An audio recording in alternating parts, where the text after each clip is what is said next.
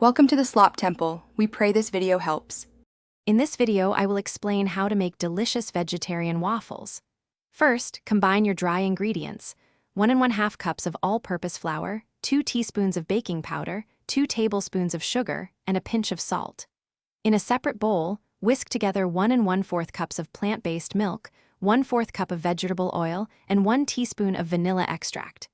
Make sure your waffle iron is hot and lightly greased. Now, slowly add the wet ingredients to the dry mixture.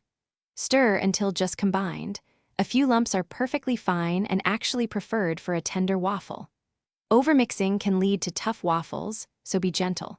Pour approximately 1/2 cup of batter onto the center of your hot waffle iron.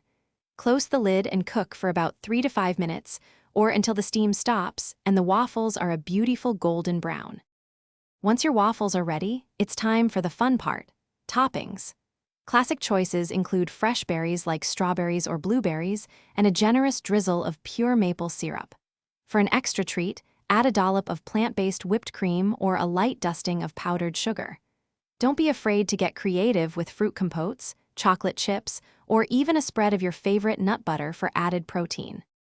If you have any leftover waffles, they store wonderfully. Simply place them in an airtight container in the refrigerator for up to 3 days. For longer storage, you can freeze cooked waffles for up to 1 month. Just pop them into a toaster or toaster oven to reheat for a quick and crispy breakfast. And speaking of reading, if you're looking for a fantastic way to enjoy your favorite books, check the description for a link to a great e-reader and other deals we've found for you. Thanks for watching. Consider subscribing if we helped you.